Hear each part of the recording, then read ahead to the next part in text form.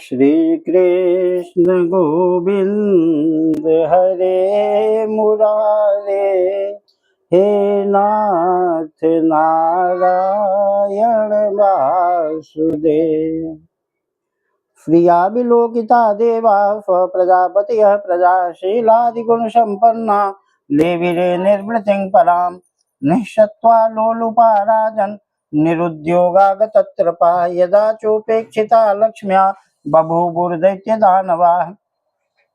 अथापि वारुणी देवी कन्या कमललोचना, असुरा जगृहुस्तां वै हरेरनुमतेन ते।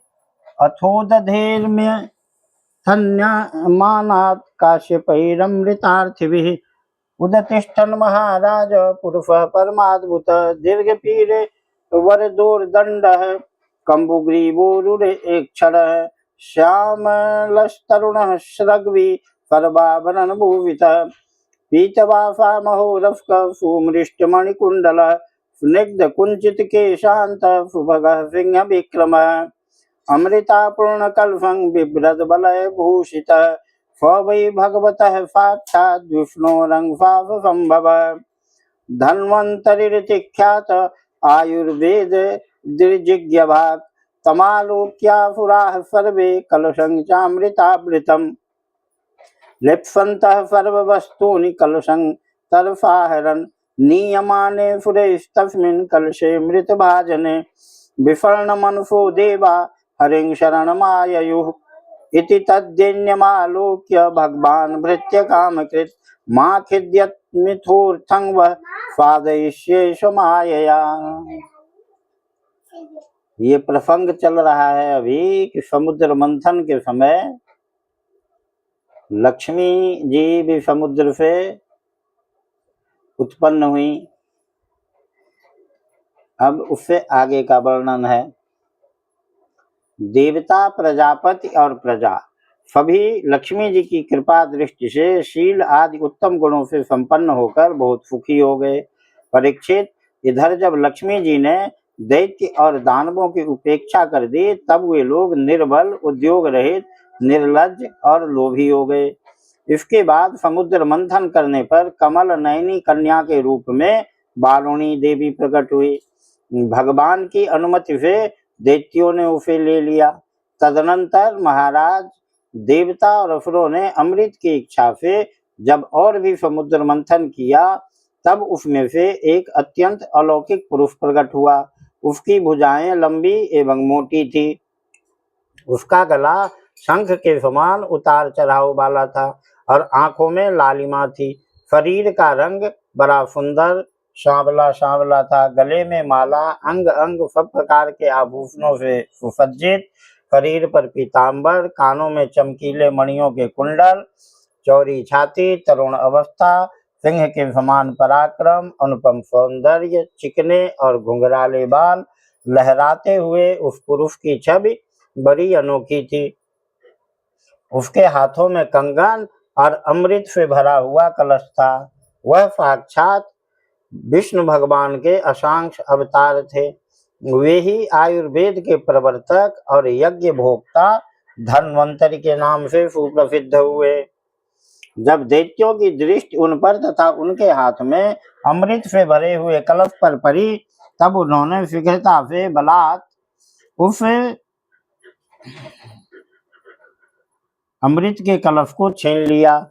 वे तो पहले से ही इस ताक में थे कि किसी तरह समुद्र मंथन से निकली हुई सभी वस्तुएं हमें मिल जाएं।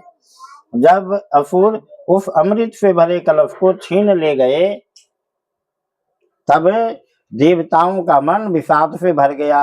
अब वे भगवान की शरण में आए। उनकी दीन दशा देखकर भक्त वांछा कल्पतरु भगवान ने कहा, देवताओं तुम लोग खेद मत करो, मैं अपनी माया से उनमें आपस की फूट डालकर अभी तुम्हारा काम बना देता हूँ। मिथः कलिर्भूतेषां तदर्थे तर्फ चेतसाम्, अहं पूर्वं न त्वमिति प्रभो, देवा स्वं भागमर्हन्ति ये तुल्यायास हेतवः, सत्रयाग इव तस्मिन् धर्मः सनातनः, इति फान प्रत्यसेधन्वै दैतेया जातमत्फलाः दुर्बलाः प्रबलान् राजन् गृहीत कलशान् मुहुः एतस्मिन्नन्तरे विष्णु सर्वोपाय विधीश्वरः योऽफिद्रूपं निर्देश्यं दधार परमाद्भुतं प्रेक्षणीयोत्पलश्यामं सर्वावयवसुन्दरं समानकर्णाभरणं फुकपूलोन्नसाननं नवयौवननिर्वृत्त स्तनभारकृशोदरं मुखामोदानुरक्ताली झङ्कारोद्विग्नलोचनं बिभ्रत्स्वकेशभारेण मालामुत्फुल्लमल्लिकां सुग्रीवकण्ठाभरणं सुभुजाङ्गदभूषितं विरजाम्बरसंवीत नितम्बद्वीपशोभया काञ्चया प्रविलसद्वल्गु चलच्चरणनूपुरं स्वव्रीडस्मितविक्षिप्त भ्रूविलासावलोकनैः दैत्ययूथपचेतः काममुद्दीपयन्मुहुः। परीक्षित, अमृत लोलुप दैत्यों में उसके लिए आपस में झगड़ा खड़ा हो गया और सभी कहने लगे पहले मैं पीऊंगा, पहले मैं, तुम नहीं, तुम नहीं। उनमें जो दुर्बल थे वे उन बलवान दैत्यों का विरोध करने लगे जिन्होंने कलश छीनकर अपने हाथ में लिया था। वे ईर्ष्यावश धर्म की दुहाई देकर उनको रोकने और बार बार कहने लगे कि भाई, देवताओं ने भी हमारे बराबर ही परिश्रम किया है, उनको भी यज्ञ भाग के समान इसका भाग मिलना ही चाहिए, यही सनातन धर्म है। इस प्रकार इधर दैत्यों में तू मैं हो रही थी और उधर सभी उपाय जानने वालों के स्वामी चतुर शिरोमणि भगवान ने अत्यंत अद्भुत और अवर्णनीय स्त्री का रूप धारण किया। शरीर का रंग नील कमल के समान श्याम एवं देखने ही योग्य था। अंग प्रत्यंग बड़े ही आकर्षक थे। दोनों कान बराबर और कर्ण फूल से सुशोभित थे। सुंदर कपोल, ऊंची नासिका और रमणीय मुख, नई जवानी के कारण स्तन उभरे हुए थे और उन्हीं के भार से कमर पतली हो गई थी। मुख से निकलती हुई सुगंध के प्रेम से गुनगुनाते हुए भौरे उस पर टूटे पड़ते थे, जिससे नेत्रों में कुछ घबराहट का भाव आ जाता था। अपने लंबे केश पासों में उन्होंने खिले हुए बेले के पुष्पों की माला गूंथ रखी थी। सुंदर गले में कंठ के आभूषण और सुंदर भुजाओं में बाजूबंद सुशोभित थे। इनके चरणों के नूपुर मधुर ध्वनि से रुनझुन कर रहे थे और स्वच्छ फारी से ढके नितंब द्वीप पर शोभायमान करधनी अपनी अनूठी छटा छिटका रही थी।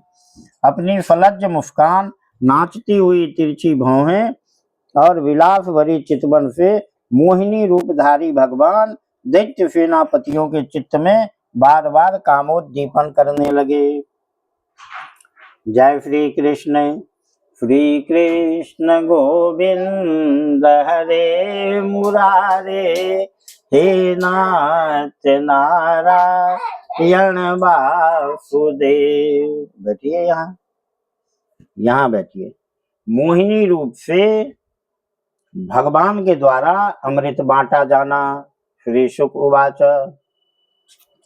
तेन्यो न तो फुराः पात्रं हरन्तस्त्यक्त सौहृदाः क्षिपन्तो दस्यु धर्मान् आयान्तिं ददृशुः स्त्रियम् अहो रूपमहो धाम अहो यस्या नवंबय इति ते तामभिद्रुत्य प्रपच्छुर्जात हृच्छया का त्वं कन्दपला साक्षि कुतो वा किंचिकीर्षसि कस्यादिवद् वामोर् मथन्तीव मनांसिन न वयं त्वामरैर्दैत्ये सिद्धगन्धर्वचारणे नास्पृष्टपूर्वां जानीमो लोकेशैश्च कृतो निर्वे नूनं त्वं विधिना शोभरो प्रेषितासि शरीरिणां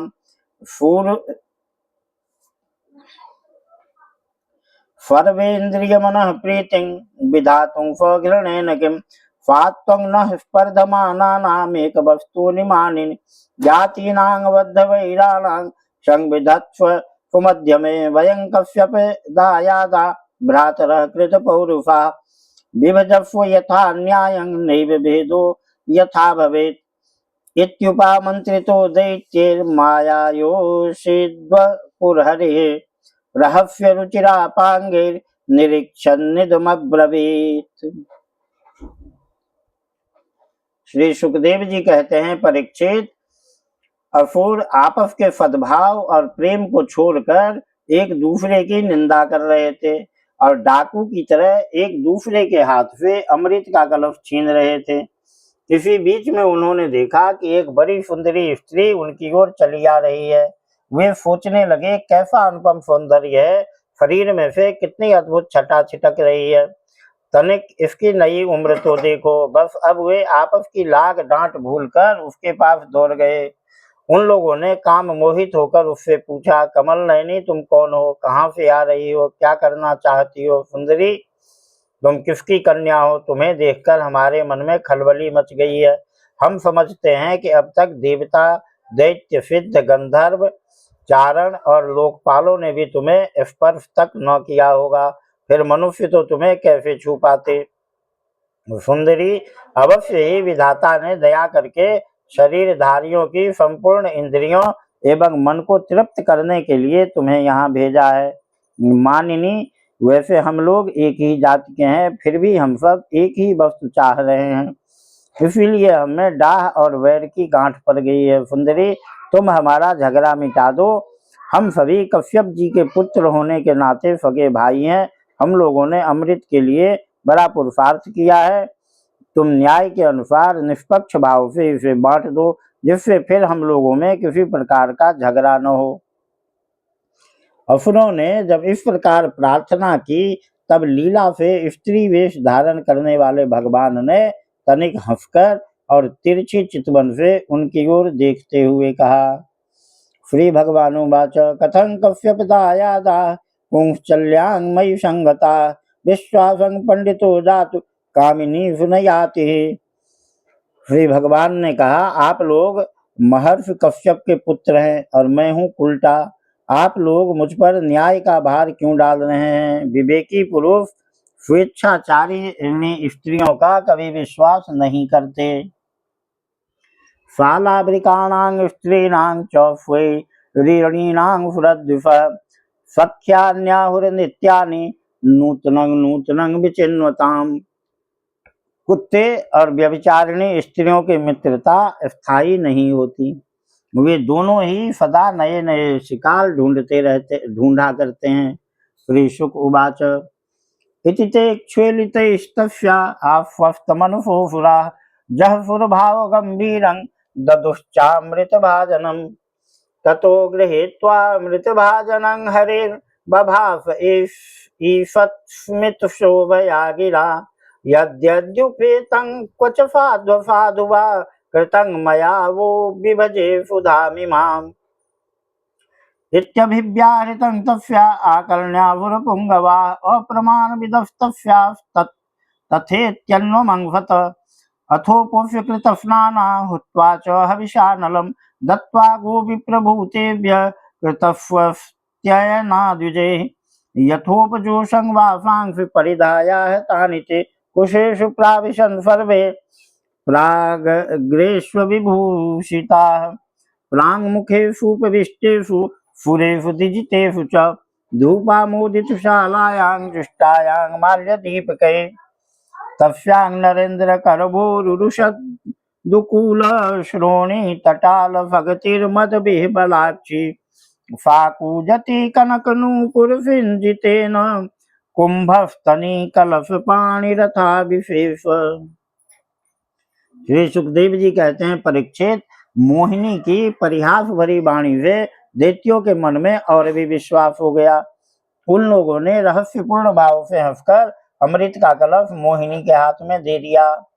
भगवान ने अमृत का कलश अपने हाथ में लेकर तनिक मुस्कुराते हुए मीठी वाणी से कहा, मैं उचित या अनुचित जो भी करूं, वह सब यदि तुम लोगों को स्वीकार हो तो मैं यह अमृत बांट सकती हूँ। बड़े बड़े दैत्यों ने मोहिनी की यह मीठी बात सुनकर उसकी बारीकी नहीं समझी, इसीलिए सबने एक स्वर से कह दिया, स्वीकार है। इसका कारण यह था कि उन्हें मोहिनी के वास्तविक स्वरूप का पता नहीं था।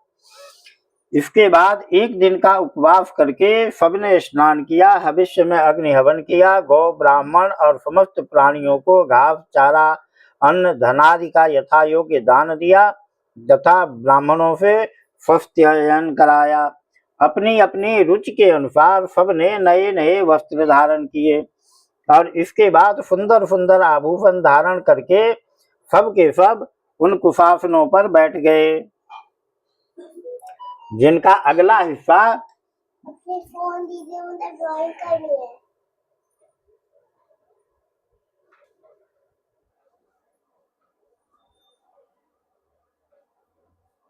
जिनका अगला हिस्सा पूर्व की ओर था। जब देवता और दैत्य दोनों ही धूप से सुगंधित मालाओं और दीपकों से सजे सजाए भव्य भवन में पूर्व की ओर मुंह करके बैठ गए, तब हाथ में अमृत का कलश लेकर मोहिनी सभा मंडप में आई। वह एक बड़ी सुंदर साड़ी पहने हुए थी। नितंबों के भार के कारण वह धीरे धीरे चल रही थी। आंखें मद से विह्वल हो रही थी। कलश के समान स्तन और गज शावक की सूंड के समान जंघाएं थी। उसके स्वर्ण नूपुर अपनी झनकार से सभा भवन को मुखरित कर रहे थे। तांग श्री सखीं कनक कुंडल चारु कर्ण नाशा कपूल बदनांग पर देवताख्याम संवीक्ष्य संग मुमुहुरुत्स्मित वीक्षणेन देवाहुरा विगलति स्तन पट्टिकांतां। सुंदर कानों में सोने के कुंडल थे और उसकी नासिका कपोल तथा मुख बड़े ही सुंदर थे। स्वयं पर देवता भगवान मोहिनी के रूप में ऐसे जान पड़ते थे मानो लक्ष्मी जी की कोई श्रेष्ठ सखी वहां आ गई हो। मोहिनी ने अपनी मुस्कान भरी चितवन से देवता और दैत्यों की ओर देखा तो वे सब के सब मोहित हो गए। उस समय उनके स्तनों पर से अंचल कुछ खिसक गया था। असुराणां सुधादानं सर्पाणामि विदुर्नयं मत्वा जाति नृशंसानां नौतां व्यवजदच्युत कल्पयित्वा पृथक् पंक्ति रुभयेषां जगत्पतिः तांश्चोपवेशयामास स्वेषु स्वेषु च पंक्तिषु दैत्यान् गृहीत कलुषु वञ्चयन्नुपसञ्चरे दूरस्थान् पाययामास जरा मृत्युहरां सुधां ते पालयन्तः समयमसुराः स्वकृतं नृप तूष्णीमासन कृत स्नेहा स्त्री विवाद जुगुप्सया तस्यां कृताति प्रणया पाय कातरा बहुमानेन चाबद्धा नोचुः किंचन विप्रियम् देवलिंग प्रतिच्छन्नः भानुर्देव संसदि रविष्टः सोममपिव चन्द्रार्काभ्यां च सूचितः चक्रेण क्षुरधारेण जहार पिबतः शिरः हरिस्तस्य कबन्धस्तु सुधिया प्लावितोपतत् शिरस्त्वमर्तांग नीतमजोग्रहम चिक्लिपत यस्तु पर्वणि चंद्रार्का बभिधावति वैरधि।